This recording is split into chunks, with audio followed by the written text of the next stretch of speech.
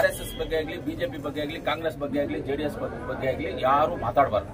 ಮಾತಾಡದೆ ಅವ್ರವ್ರ ಕೆಲಸ ಅವ್ರು ಮಾಡ್ಕೊಂಡು ಹೋಗ್ತದೆ. ಚೆನ್ನಾಗಿದೆ. ಇವತ್ತು ನಾನೇ ನಿಮ್ಮ ಎದುರುಗಡೆ ಪತ್ರಕರ್ತರ ಮುಂದೆ ಹೇಳ್ತಾ ಇದ್ದೀನಿ, ಮೈಸೂರು ಬಿಟ್ರೆ ಸೆಕೆಂಡ್ ಹೈಯೆಸ್ಟ್ ದುಡ್ಡು ಹೈಯರ್ ಎಜುಕೇಶನ್ ಸುಧಾಕರನ್ ಅವರ ಮಂತ್ರಿಗಳು, ಆಮೇಲೆ ನಮ್ಮ ಸುರೇಶ್ ಅಣ್ಣ ಅವರಲ್ಲಿ ಸೆಕೆಂಡ್ ಹೈಯೆಸ್ಟ್ ದುಡ್ಡು ಬಂದಿರೋದು ಕೋಲಾರ ತಾಲೂಕಿಗೆ, ಕೋಲಾರ ಜಿಲ್ಲೆಗಲ್ಲ.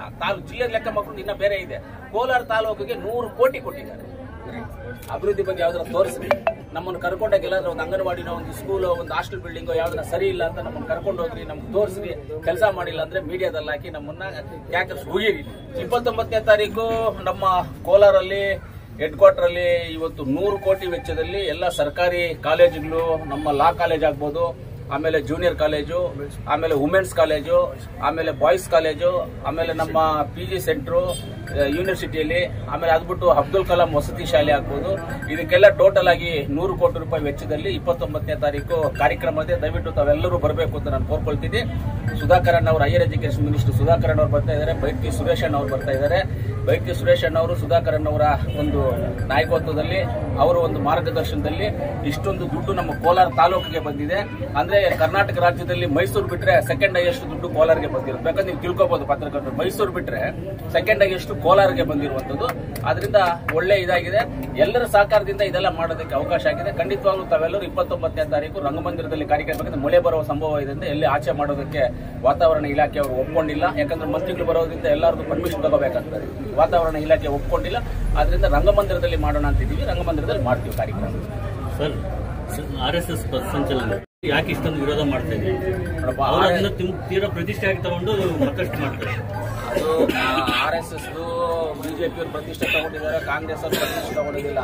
ಇವತ್ತು ನಮ್ಮ ಕೋಲಾರಲ್ಲಿ ಆಗುವಂತ ಅಭಿವೃದ್ಧಿ ಬಗ್ಗೆ ಏನಾದ್ರು ಕೇಳಿ ಮಾತಾಡೋಣ. ದೊಡ್ಡವ್ರ ವಿಚಾರ ಯಾಕೆ ನಮ್ಗೆ? ಅವ್ರು ದೊಡ್ಡವ್ರು ಏನಾದ್ರು ಮಾಡ್ಕೊಳ್ಳಿ. ನೀವು ಅಭಿವೃದ್ಧಿ ಬಗ್ಗೆ ಏನಾದ್ರು ಇದ್ರೆ ಹೇಳ್ರಿ. ಅಭಿವೃದ್ಧಿ ಬಗ್ಗೆ ಯಾವ್ದಾರ ತೋರಿಸ್ರಿ. ನಮ್ಮನ್ನು ಕರ್ಕೊಂಡಾಗ ಎಲ್ಲಾದ್ರೂ ಒಂದು ಅಂಗನವಾಡಿನ, ಒಂದು ಸ್ಕೂಲ್, ಒಂದು ಹಾಸ್ಟೆಲ್ ಬಿಲ್ಡಿಂಗ್ ಯಾವ್ದಾರ ಸರಿ ಇಲ್ಲ ಅಂತ ನಮ್ಮನ್ನು ಕರ್ಕೊಂಡು ಹೋಗ್ರಿ, ನಮ್ಗೆ ತೋರಿಸ್ರಿ. ಕೆಲಸ ಮಾಡಿಲ್ಲ ಅಂದ್ರೆ ಮೀಡಿಯಾದಲ್ಲಿ ಹಾಕಿ ನಮ್ಮನ್ನ ಯಾಕರ್ಸ್ ಹೋಗಿರಿ. ನಾವು ಮಾಡ್ತೀವಿ ಕೆಲಸವನ್ನ. ದೊಡ್ಡವ್ರು ಮಾಡ್ಕೊಳ್ಳೋದಕ್ಕೆ ಹೋಗಬಾರದು.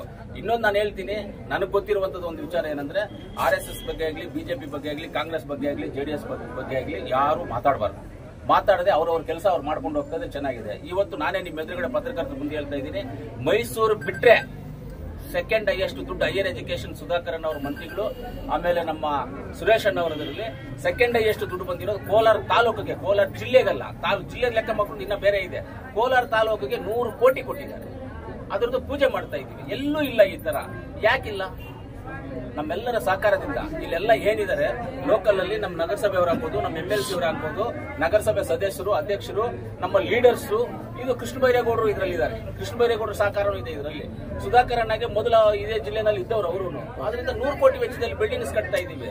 ನಾವು ಮಾತಾಡದೆ ಯಾರ ಬಗ್ಗೆ ಮಾತಾಡಬಾರದು, ಯಾವ ಪಕ್ಷದ ಬಗ್ಗೆ ಮಾತಾಡಬಾರದು, ಯಾರ ಬಗ್ಗೆ ಕಾಮೆಂಟ್ ಮಾಡಬಾರದು, ಏನು ಮಾಡಕ್ ಹೋಗಬಾರದು. ಕೆಲಸ ಮಾಡಬೇಕು, ಇಲ್ಲ ಜನಗಳ ಹತ್ರ ಮುಗಿಸ್ಕೋಬೇಕು.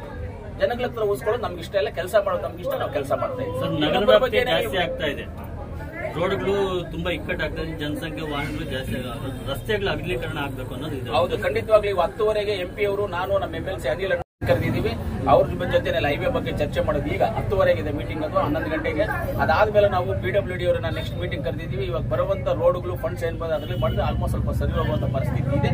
ಖಂಡಿತವಾಗ್ಲೂ ಸರಿಪಡಿಸ್ತೀವಿ, ಹಂತವಾಗಿ ಸರಿಪಡಿಸ್ತೀವಿ. ಬೈಪಾಸ್ ನಲ್ಲಿ 1.5 ಕೋಟಿ ಶಾಂಕ್ಷನ್ ಆಗಿದೆ ಅಂತ ಹೇಳಿದಲ್ಲ ಕೌನ್ಸಿಲರ್.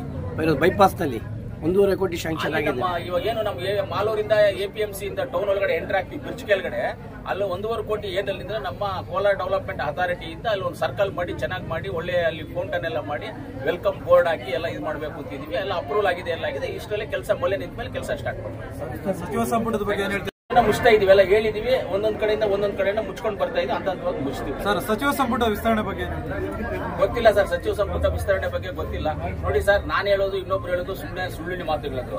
ಏನೇ ಆಗ್ಬೇಕು ಅಂದ್ರೆ ಹೈಕಮಾಂಡ್, ಖರ್ಗೆ ಸಾಹೇಬ್ರು, ನಮ್ಮ ರಾಹುಲ್ ಗಾಂಧಿ ಅವರು ಆಮೇಲೆ ಅಧ್ಯಕ್ಷರು ಏನ್ ತೀರ್ಮಾನ ಮಾಡ್ತಾರೆ ಅದಾಗುತ್ತೆ. ಯಾರು ಏನ್ ಹೇಳಿದ್ರು ಸುಳ್ಳದು. ಅವ್ರು ತೀರ್ಮಾನ ಮಾಡಬೇಕು, ಆಗ್ಬೇಕು. ನಾನು ಹೇಳೋದು ಸುಳ್ಳೆ, ಇನ್ನೊಬ್ರು ಹೇಳೋದು ಸುಳ್ಳೆ. ಹೈಕಮಾಂಡ್ ಹೇಳೋದು ತೀರ್ಮಾನ ಆಗುತ್ತೆ. ಹೈಕಮಾಂಡ್ ಯಾವುದೋ ಸೂಚನೆಗಳಿಲ್ಲ, ಏನೂ ಇಲ್ಲ. ಸದ್ಯಕ್ಕಂತೂ ಡೆವಲಪ್ಮೆಂಟ್ ಮಾಡಿ ಕೆಲಸ ಮಾಡಿ ಅಂತ ಹೈಕಮಾಂಡ್ ಡೈರೆಕ್ಷನ್, ಅದ್ರ ಪ್ರಕಾರವಾಗಿ ನಾವು ಹೋಗ್ತೇವೆ.